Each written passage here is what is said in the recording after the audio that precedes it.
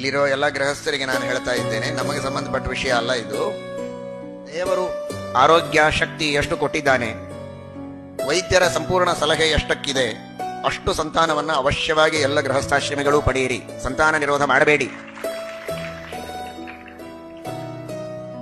ಎಷ್ಟು ಮಕ್ಕಳನ್ನ ನಿಮಗೆ ಸಾಕುವುದಕ್ಕೆ ಸಾಧ್ಯ ಇದೆ ಅಷ್ಟು ಮಕ್ಕಳನ್ನ ಸಾಕಿ, ಇನ್ನುಳಿದವರನ್ನ ನಮ್ಮ ವಿದ್ಯಾಪೀಠಕ್ಕೆ ಕಳಿಸಿ.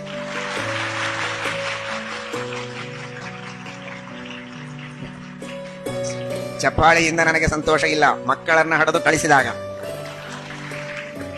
ಹೆಣ್ಣು ಮಕ್ಕಳಾದರೆ ವಿದ್ಯಾಪೀಠದಲ್ಲಿರುವ ವಿದ್ಯಾರ್ಥಿಗಳಿಗೆ ಕೊಟ್ಟು ಮದುವೆ ಮಾಡಿ. ಒಬ್ಬ ನಿಮ್ಮ ಮನೆಯನ್ನು ನೋಡಿಕೊಳ್ಳುವುದಕ್ಕಿರಲಿ, ಮತ್ತೊಬ್ಬ ವಿದ್ಯಾಪೀಠಕ್ಕಿರಲಿ, ಮತ್ತೊಬ್ಬ ದೇಶದ ಸೇವೆಗಿರಲಿ. ದೊಡ್ಡ ರಾಜಕಾರಣಿಯಾಗಲಿ, ಅವನನ್ನ ಭ್ರಷ್ಟ ರಾಜಕಾರಣಿಯನ್ನಾಗಿ ಮಾಡಬೇಡಿ. ಅತ್ಯಂತ ಸಾಧು, ಮನೆಯಲ್ಲಿ ಎಲ್ಲಾ ನಿಷ್ಠೆಯಿಂದ ಧರ್ಮವನ್ನ ಆಚರಣೆ ಮಾಡಬೇಕು. ಶುದ್ಧ ವಿಷ್ಣು ಭಕ್ತನಾಗಿ ಧರ್ಮಾಚರಣೆಯನ್ನು ಮಾಡಿ ಶುದ್ಧವಾದ ಮಡಿಯಲ್ಲಿ ಧಾಬಳಿ ಉಟ್ಟುಕೊಂಡು ಪಾರ್ಲಿಮೆಂಟ್ ಒಳಗೆ ಕೊಡ್ಬೇಕು. ಅವನು ಹೇಳೋ ತಾತ್ಪರ್ಯ, ಇದಂ ಕ್ಷಾತ್ರಂ ಇದಂ ಬ್ರಾಹ್ಮಂ. ಕ್ಷಾತ್ರ ತೇಜಸ್ಸು ಕೂಡ ಇರಬೇಕು.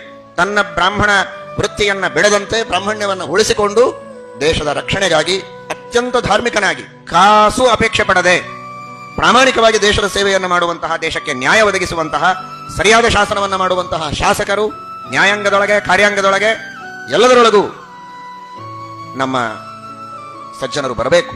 ಆ ದೃಷ್ಟಿಕೋನವನ್ನು ಇಟ್ಕೊಳ್ಳಿ. ಆಯ್ತಲ್ಲ, ಮನೆಗೊಬ್ಬ, ಕೀರ್ತಿಗೊಬ್ಬ, ಆರತಿಗೊಬ್ಬಳು ಅಂತ ಅಷ್ಟಕ್ಕೆ ತೃಪ್ತಿ ಪಡಬೇಡಿ. ನಿಮ್ಮ ಕೀರ್ತಿ ಆಯಿತು, ದೇಶದ ಕೀರ್ತಿ ಬೆಳೆಯಬೇಕಲ್ಲ, ಶಾಸ್ತ್ರದ ಕೀರ್ತಿ ಬೆಳೆಯಬೇಕಲ್ಲ. ಕೀರ್ತಿಗೊಬ್ಬ ಸರಿ, ನಿಮ್ಮ ಕೀರ್ತಿಗೊಬ್ಬ, ಶಾಸ್ತ್ರದ ಕೀರ್ತಿಗೊಬ್ಬ, ದೇಶದ ಕೀರ್ತಿಗೊಬ್ಬ. ಇಂತಹ ಕೀರ್ತಿಗಳಿಗೆ ಅಲ್ಲಲ್ಲಿ ಹುಟ್ಟಿದವರಿಗೋಸ್ಕರ ಆರತಿಗೆ ಅನೇಕ ಜನರು ಇರಲಿ. ಇದನ್ನು ಶ್ರೀಮದ್ ಭಾಗವತದ ಸಂದೇಶ ಅಂತ ಭಾವಿಸಿ, ನನ್ನ ಮಾತಲ್ಲ ಇದು.